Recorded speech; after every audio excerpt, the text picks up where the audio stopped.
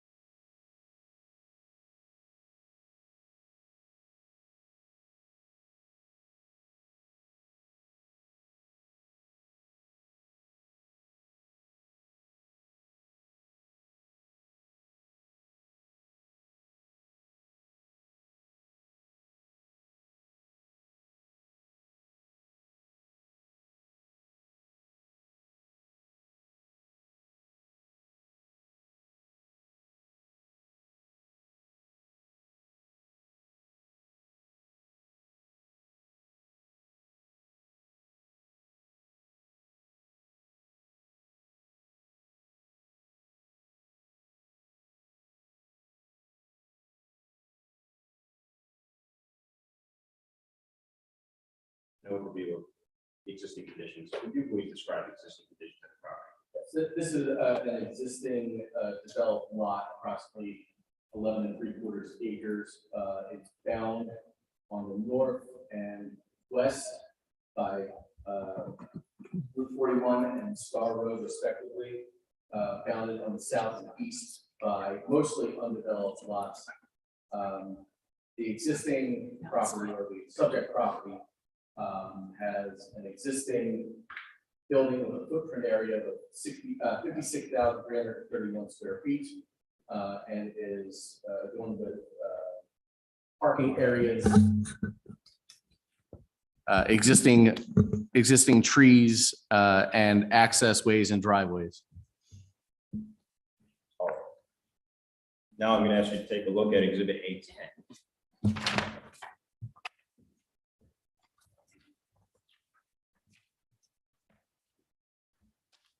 That a plan showing the improvements which Pure Light proposes as part of this conditional use process. Yes, it is. Is that plan, though not called conditional use plan, included within the land development plan set, which I referenced a moment ago? A version of this plan is, yes. Okay, is that called the site plan? Yes.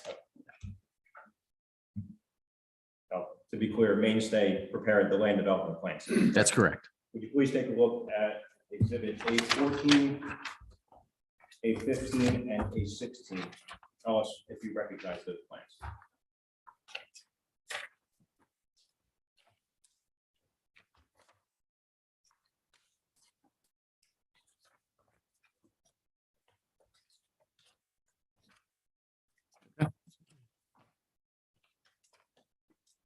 Are those part of the land development plan set which which Pure Light, excuse me, submitted to NUGO? Yes.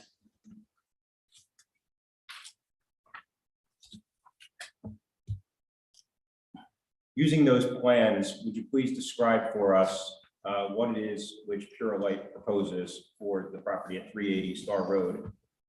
Again, understanding that's going to be somewhat duplicative of Mr. Murphy's testimony, but Sure. if you could please focus from a civil engineer. I'll give it slightly more detail. Yeah.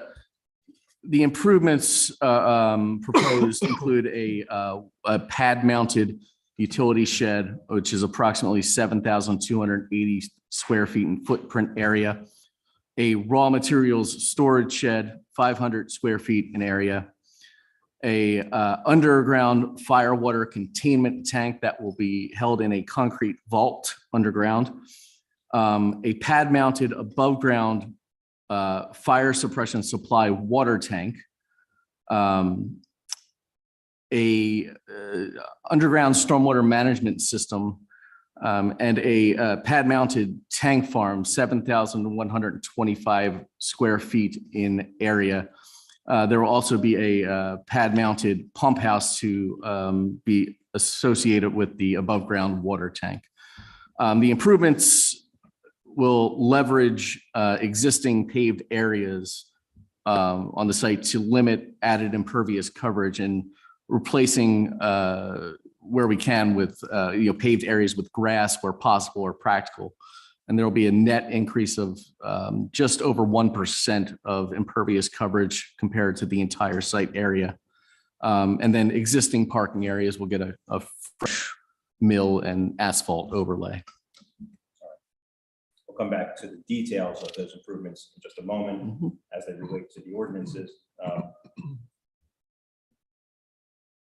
You mentioned stormwater management and an underground stormwater management system. What will be the nature of that system? So we have, we've undertaken stormwater infiltration tests on the property already, and also already engaged with township engineer and the Chester County Conservation District to discuss the overall stormwater management strategy. But the plan is to capture and manage the areas of improvement through an underground stormwater system that is made out of modular plastic structures. Looks very much like milk crates when you look at them, kind of before they get buried. But it'll be an underground stormwater system that will capture water, infiltrate as much as we can into the groundwater system, and then discharge the overflow back into the site stormwater conveyance system.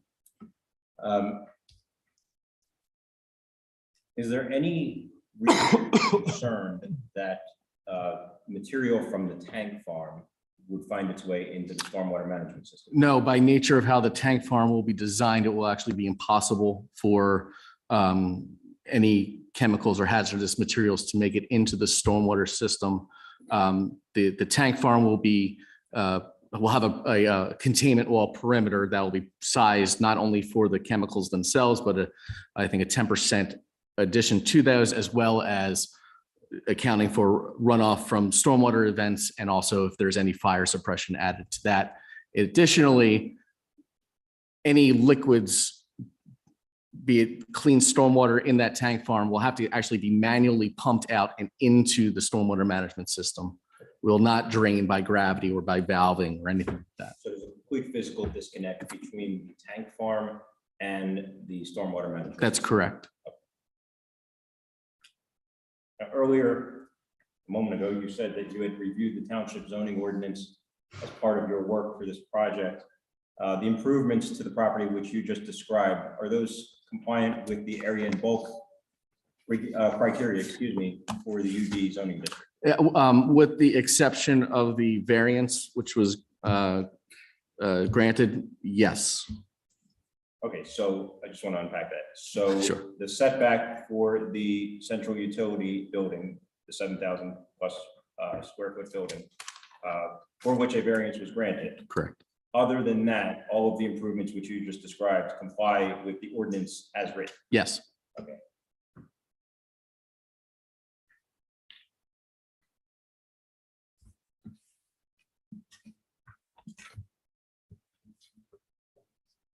Would you please take a look at exhibit A11?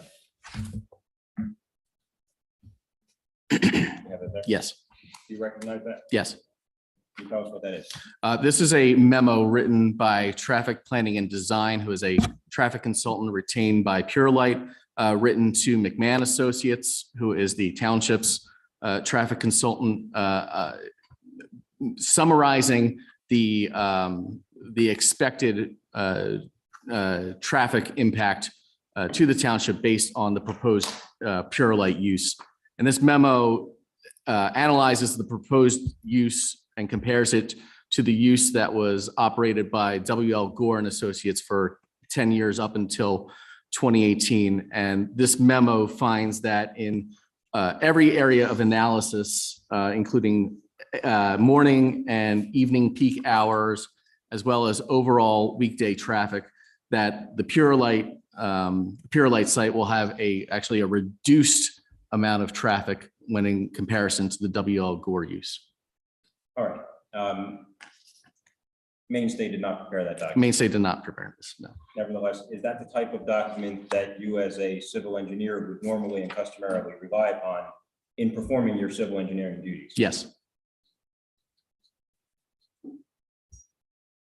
To your understanding, has the township traffic engineer offered an opinion on whether or not Pure Light's redevelopment of 380 Star Road requires a traffic impact study? my understanding is that the township's traffic engineer has agreed with the data provided by TPD, Traffic Planning and Design, and has indicated that no traffic study would be required.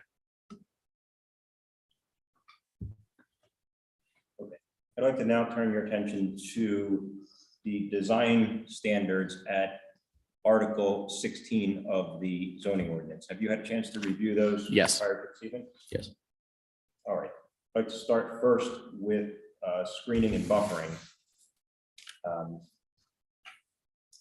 In the event that the Board of Supervisors should require the installation of a screen buffer along Star Road, at 380 Star Road, is there enough space at the property to be able to plant a screen buffer that would comply with the zoning ordinance? Yes, You understand that Pure Light is not proposing to do anything up along Star Road that would require new screening, correct? correct.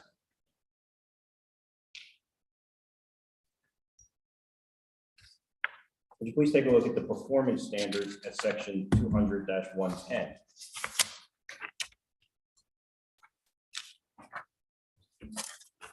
Yes. Those are generally with regard to odor, noise, vibrations, radioactive emissions, correct? Correct. Do you have any reason to conclude as the project civil engineer that Purolite's use of 380 Star Road will not comply with those requirements? I have no reason to think that.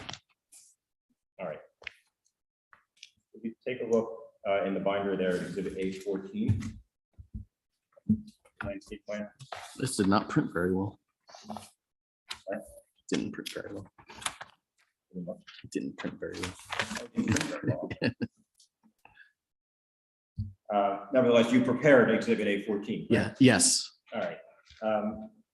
Does the landscape plan as prepared by you, even if it didn't copy very well for the binder, does that comply with the standards set forth at section 200-101 of the zoning ordinance and the saldo regarding landscaping? Yes, it does.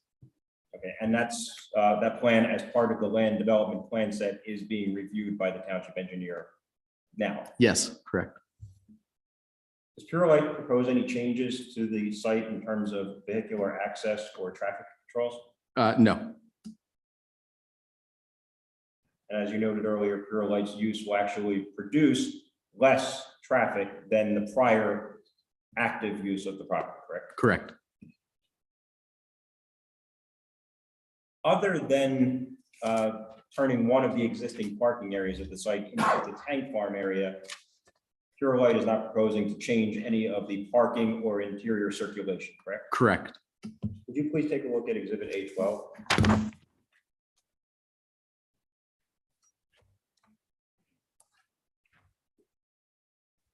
I'm sorry, A16, excuse me, I'm sorry.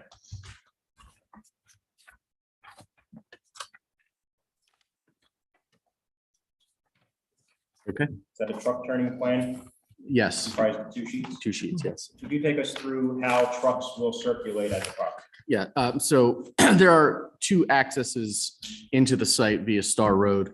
The access that would be further to the southwest is the main access to the site's shipping and receiving area. It's actually gained via the adjacent property owner. Purolite's property has an easement allowing them access to use that access. So we prepared the 2 sheets in exhibit A18 to show both emergency vehicle access as well as kind of the truck, the specific types of trucks that will be accessing the site and their ability to gain entrance in and around that driveway and in and around the tank farm area. And I'm sorry if you just said this, but if you didn't, please go ahead and confirm the size of trucks which were used to prepare the 16. So we looked at a fire truck aerial apparatus. That's a fire truck with a ladder on the top of the truck. We looked at a tanker vehicle, a standard tanker size vehicle, which is overall approximately 60 feet in length. And then we looked at the largest tractor trailer size that populates the roadways. That's a single trailers, and that's called a WB67. It's a 53-foot trailer behind a articulating cab that typically has a sleeper cab. So that's the largest size that we looked at. And all of the vehicles have access in and out of the site and are able to maneuver without any additional improvements.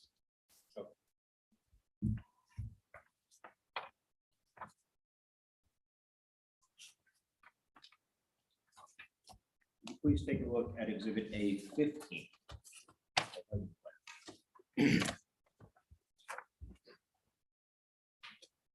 Yes.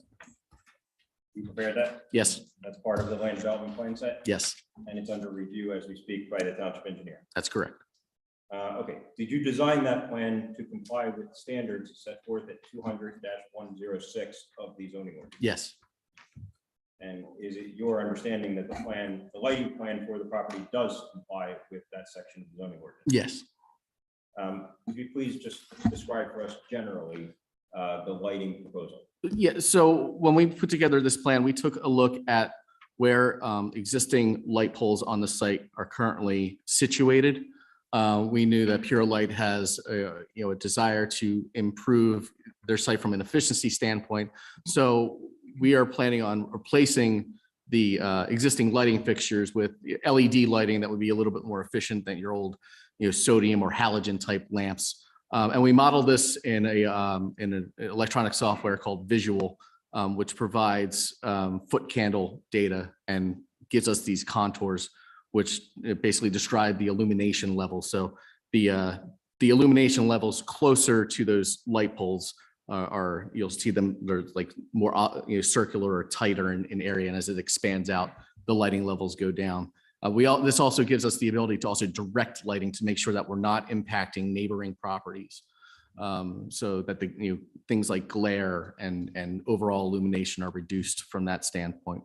Overall, I think we ended up adding, I think 3 or 4 total light poles just to make sure that we had enough coverage over areas that may be,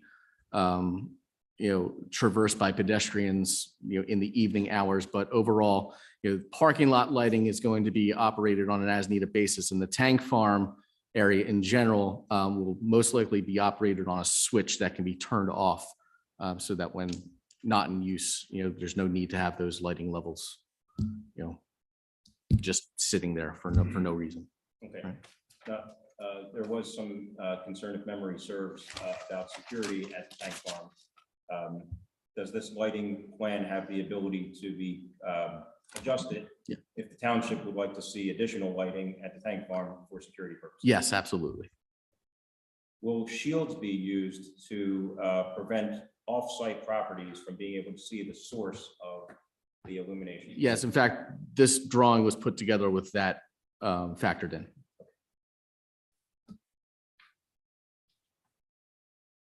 How many loading spaces are there at the existing building? 2. And is Pure Light proposing to reduce that number? No. So there will be 2 loading spaces in the after condition, just as there are in the before condition? Correct.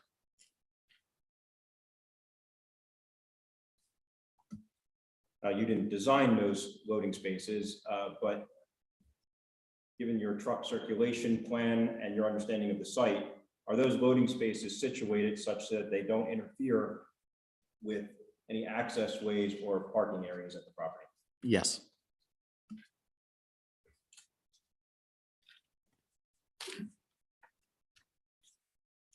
Referring your attention, please, to section 109 of, sorry, section 200-109 of zoning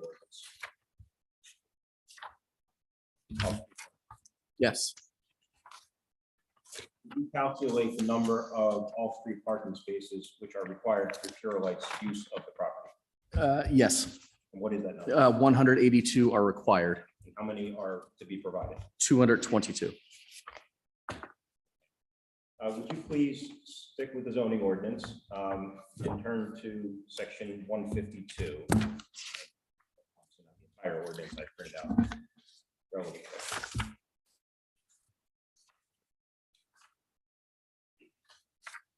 152. Got it. In the front. Yeah. Would you please turn your attention to section 200-152E? Yeah.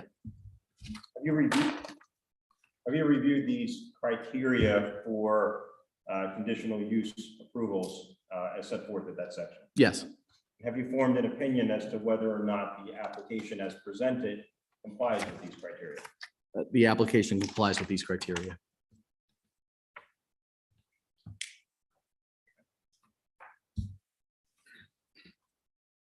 Those are all of the questions I have for Mr. Citro on direct. Board members have questions? Regarding scope containment. Yes. The tank farm has all the necessary requirements to keep the product within there. If there's a breach in one of the tanks. How is, if there's a breach in the tanker or the hose also? Right. So in the land development set, you'll see that we have made provisions so that the tanker trucks will now drive on top of a containment area. So should a spill occur, it will all be contained within basically an underground concrete pit. And similar to the tank farm, should there be a spill, any material that gets into that pit, including stormwater, will be manually pumped out.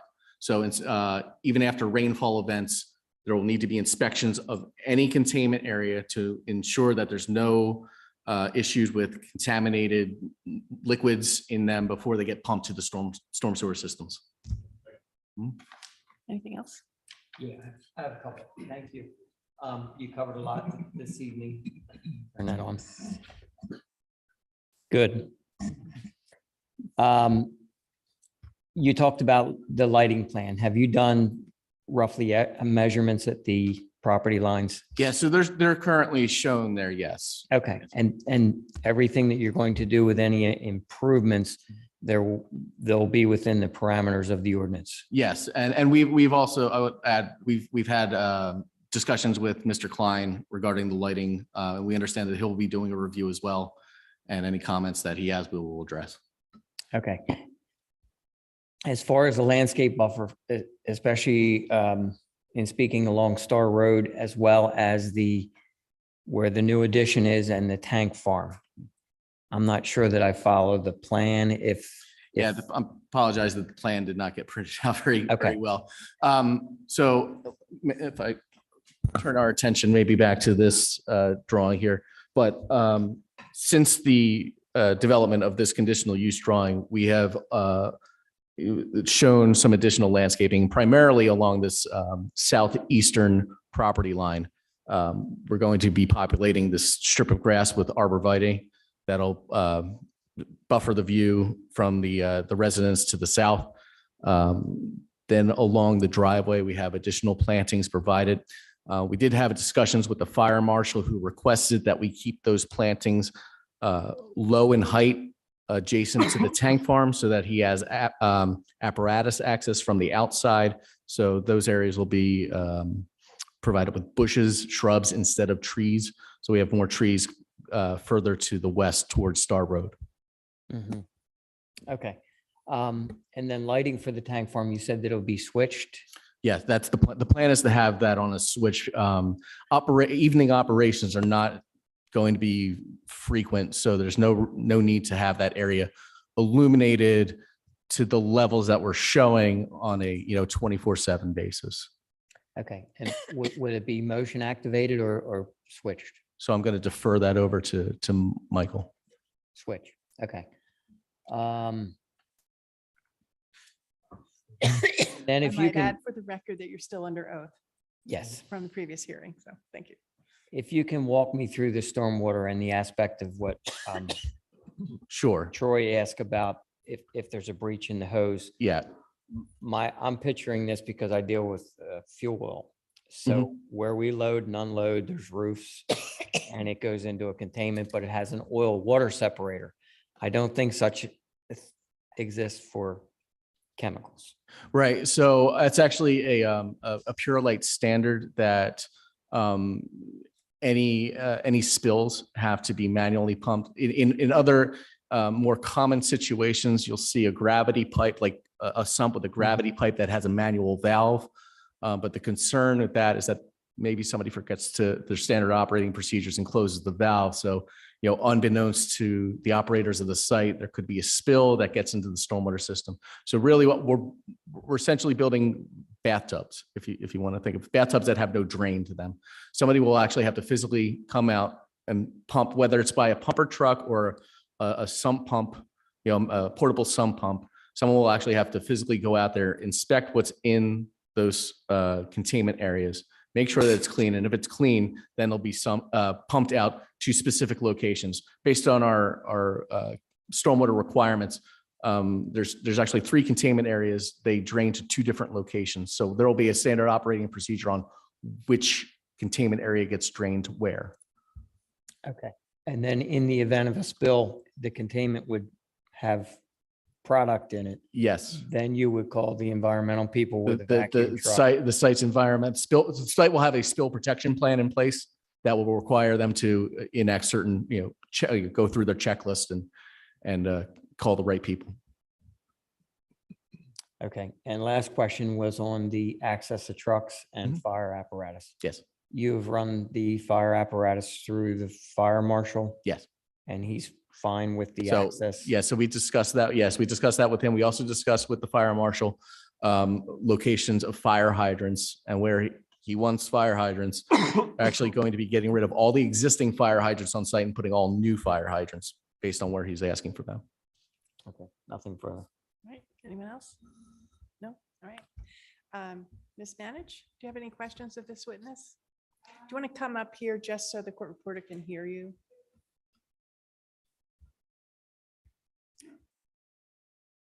Yeah, that's going to be awkward, but I guess it's the best we can do. Right. The questions I have are regarding a few different items. I was not able to make the April 12th meeting, so I'm unaware of the landscape plan. I don't know if I can. receive a Ma'am, copy. Ma'am, this is a time for you to ask questions of his testimony tonight Okay, and just what he testified to. Okay. So, my question to you is the existing landscape that is there in the back side of the property facing the residential area, is any of that being removed or changed? I believe you may be referring to the landscaping that it would be on the south side of the driveway.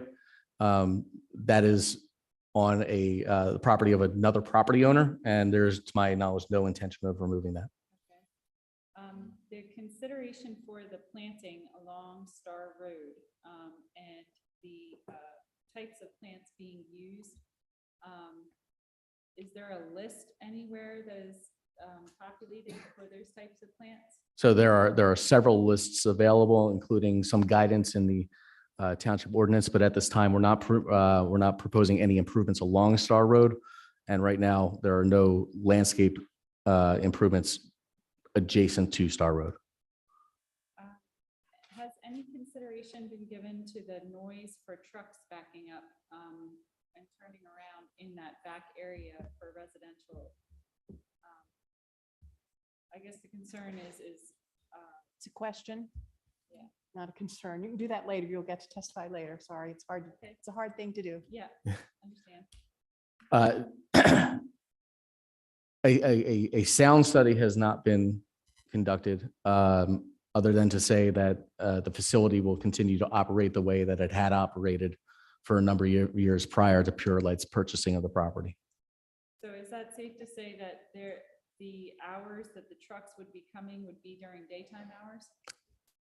And like, it's very confusing to mix up. So if you don't know the answer to that question, Okay, I would defer that question to Mr. Murphy. right, so we'll bring him back on. We can cross-examine him again, right?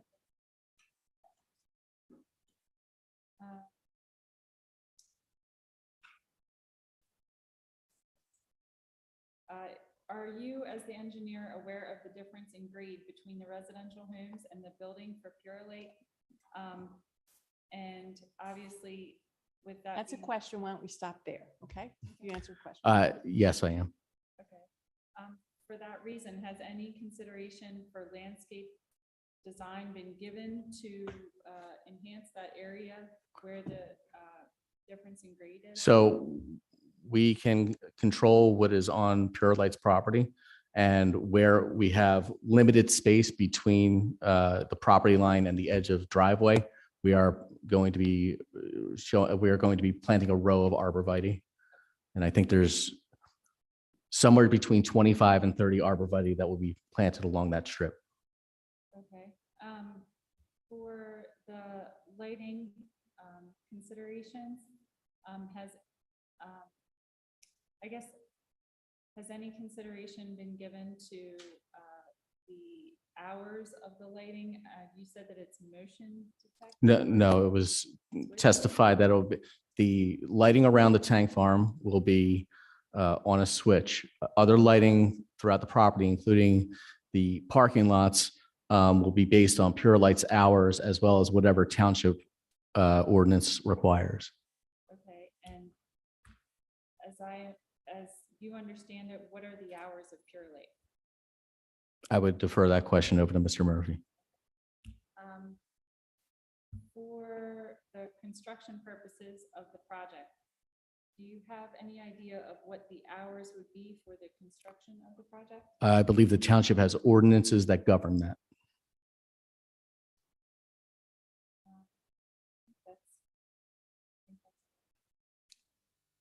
Thank you very much. Mr. Drip? Is not present. All right. Mr. Gill, do you have another witness, or want to redirect this witness? Just to confirm, there was no meeting on April 12th, correct, Mr. Citro? We referenced April 12th as the date of submission of the land development. That's correct.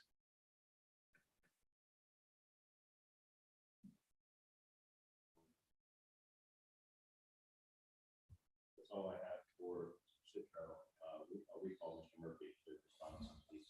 All right, thank you very much. Thank you. It makes it easier. You were previously sworn and that oath continues. Mr. Murphy, during the first session of this hearing, you testified, I believe, that Purolite has the ability to control the hours at which trucks deliveries come to the site or deliveries or product leaves the site, correct? Correct. All right. Would you please elaborate further on that? Yeah, so for the vast majority, truck deliveries and exporting of wastewater will happen during normal business hours during the week. Okay. And when you say normal business hours, what do you mean? Normal office hours. They haven't been defined exactly yet, but it would be during, 7 to 5 We're or talking about daytime hours. daytime, correct? So there is no expectation that deliveries to the site or trucks getting material, whether it's product or wastewater from the site, will be happening overnight. Is that correct? There is a chance that they could happen overnight, but they'll be the very slim majority or slim minority. It would be the exception.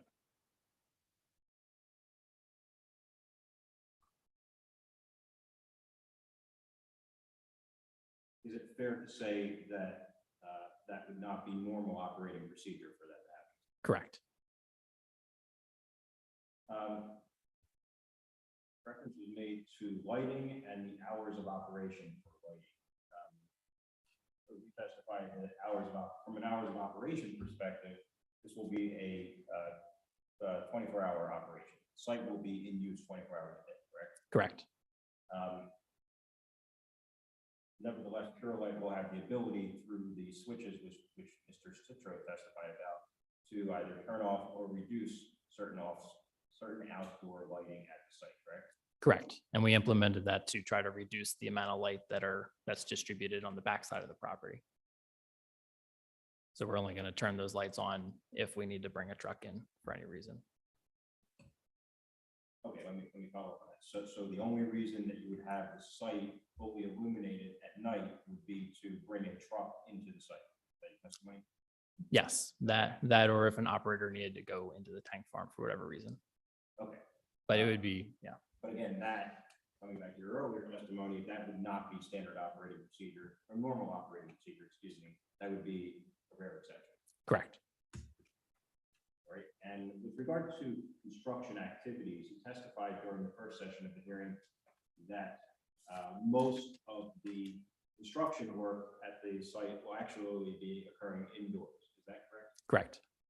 For the construction work that will be occurring outdoors, you testified that that will be happening during daytime hours. Is that still accurate? Yes, we'll have to adhere to the township noise ordinance. That's all I have. Thank you. Ms. Manager, do you have any questions of him, or did he answer the questions that you had? If you do, please come forward. Sorry. Mr. Murphy, I only have a few questions for you. The landscape plan that was recommended, is that something that I can get a copy of as a neighboring property? Yes. Okay. And you had mentioned in our previous conversation that you were hoping to create a visual balance for the residential area around the building with the coloring of the building and the new building plans. Is that something that's noted in any of the new existing plans that were proposed on April 12th? No, painting isn't a requirement of the land development. Painting is not a part of the land development application requirements. So it wasn't included in that package.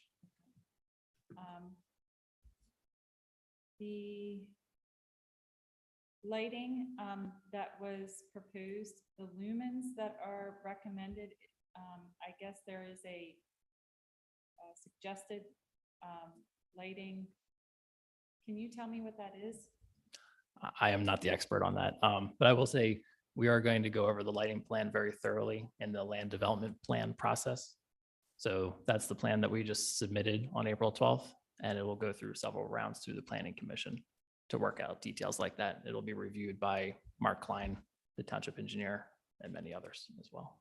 Okay, and that is something that we can get a copy, I can get a copy of?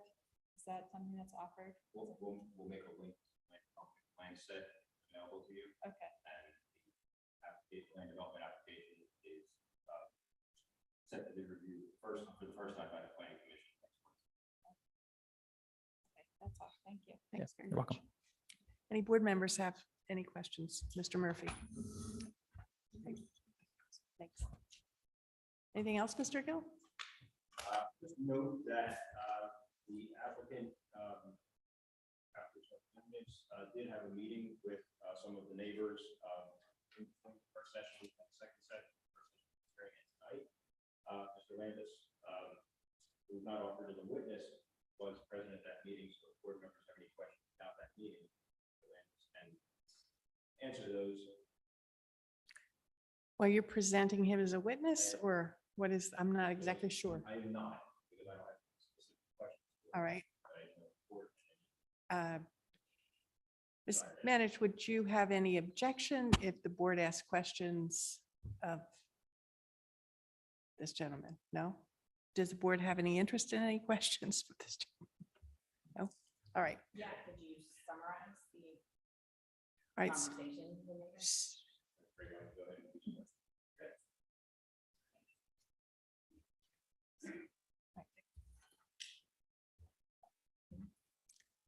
Please stand and be sworn.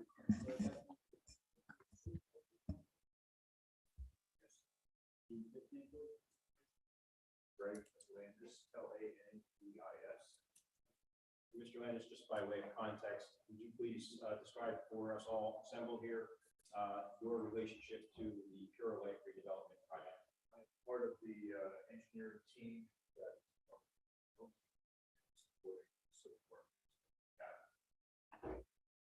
and you work for a company separate from Pure Light, right? Yes, I work for IPS Integrated Project Services. We are engineer of record for the building. Okay. No, it's on. And you were present at this meeting, which I mentioned a moment ago, between representatives of Pure Light and neighbors of 380 Star Road. Right? Yes, we were able to, Mike Murphy and I were able to meet with Victoria and 3 or 4 other of the neighbors who came to the meeting. We walked through the proposal for the back of the property, talked about where landscaping could go, viewed visually the 60-foot drop between where the Pure Light site sits and where the residents sit, and listened carefully to feedback to make sure that what went into the land development plan addressed as best as possible the concerns that were brought up. And have you had a chance to review the land development plans that were prepared and ultimately submitted on April 12th? I have. And do those plans, in your opinion, reflect the results of the conversation, the meeting which happened with neighbors? They do. Board members have any questions? No? All right, Ms. Manick, do you have any questions of this witness? Thank you very much, sir. You're excused. Those are all the witnesses which we have. I would ask that our exhibits A1 through A16 be admitted, as well as by reference the land development plan set, which was again submitted in full on April 12th. As a quick measure, I'll add into that all of the reports, the stormwater management report,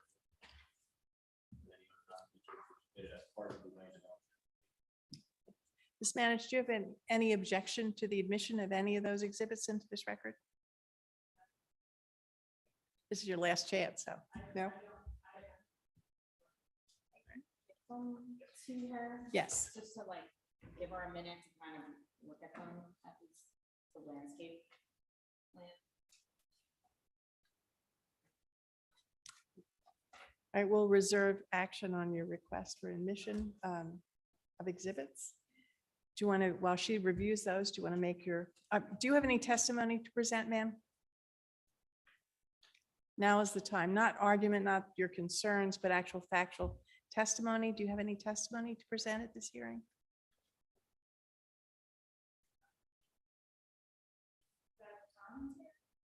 No, not commentary. That comes later. This is actual factual. I always sort of say it's kind of the commentary is why does the chicken cross the road? But the facts are the chicken crossed the road. So it's facts. And if you don't need to do that, but you have an opportunity, it's just, I have found somewhat difficult for folks doing it by themselves. But if you have facts to testify to, now's the time to do that. No? All right. Thank you then. Do you want to make your argument now, Mr. Gill? Yes. All right, I'm going to take this off the record. I'm not going to include it, so I'll let you rest. All right. This application, comes to the board, the public presents an opportunity to return to productive use a significant property here in the township, which is zoned for limited light industrial use, and which is proposed for exactly that type of use. The nature of the use, which has been described in the testimony, which Mr. Murphy testified to, the nature of the improvements and the operation of those improvements, which Mr. testified to, are entirely consistent with the ordinance. As is fleshed out by the testimony and by the exhibits, this proposal falls squarely within the conditional use allowance for light and limited industrial use in the zoning district. Complies with the objective area and bulk criteria in the district. The variance was obtained for the one area, one criterion, with which compliance was not possible.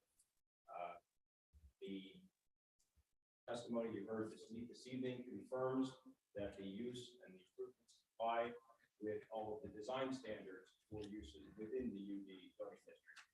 As Mr. Citro testified, there is nothing to lead him to conclude, and in fact, he does conclude that the use complies with all of the use criteria set forth generally applicable in the township. On top of all of that, Purelight is a world-class operator. It's a member of the Ecolab family of companies. This is a very large and significant operator and a responsible operator. The product, which is to be produced, is benign, but highly valuable. The volume of product that will be produced is such that testifies in and of itself to the extremely technical nature of the production and the high value of the product.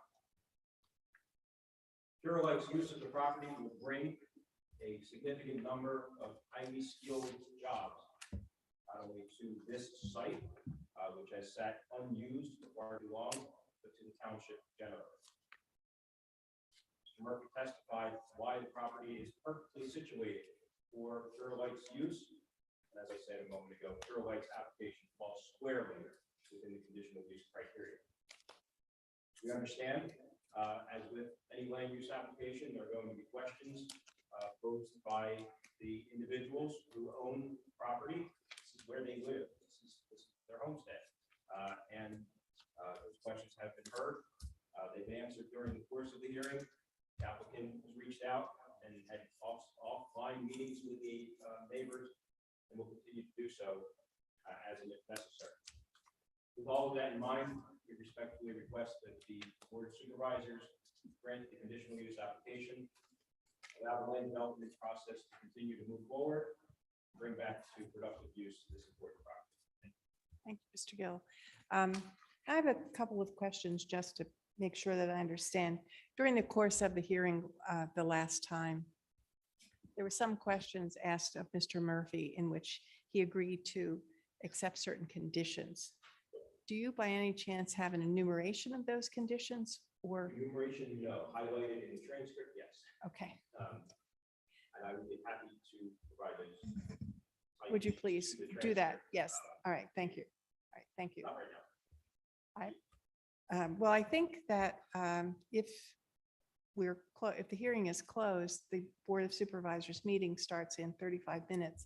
But I believe that we will go into recess at this point after Ms. Manich decides about the exhibits for possibly a determination this evening. So I might ask you for them now. Okay, I'll go through my, Okay, all best I right, can. thank you.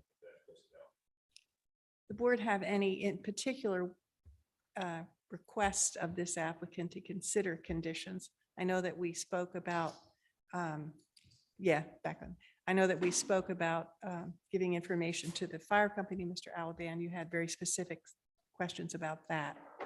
I think that that's in last time's testimony, but if Mr. Alaban may be able to enunciate that so that we're all clear on what we think Mr. Murphy agreed to. Right, that was the, you. Yes, so I think what I had said was that the tank farm will be permitted by DEP or EPA. And if you would, if the application is approved, if you would forward the emergency response plan as well as a list of the chemicals that are handled at the site and the quantities, and a rough idea of when deliveries would come and go to not only the township, but to the Avondale Fire Company, I think that would you be agreeable for a condition of that? Okay. I think that was the long and short. Okay, thank you, Mr. Alaban. So now you don't have to look for that one, Mr. Gill. Ms. Manich, did you have a chance to review the exhibits? Do you have any objection to their being a part of this record? All right, thank you. Then they're admitted. Now, have you decided, do you have any testimony that you want to offer? No? Do you then want to, Mr. Gill has made his presentation. Do you want to give your argument, as it were, to the board, your concerns? This is a time to tell them your concerns about the application. And it's not going to go in the record, so you can just stay there if you like. Okay, all right. Anyone in the public who has any comments or concerns about this application? There being no response, do you want to recess then? All right, we'll recess this until 7 p.m. Adjourned.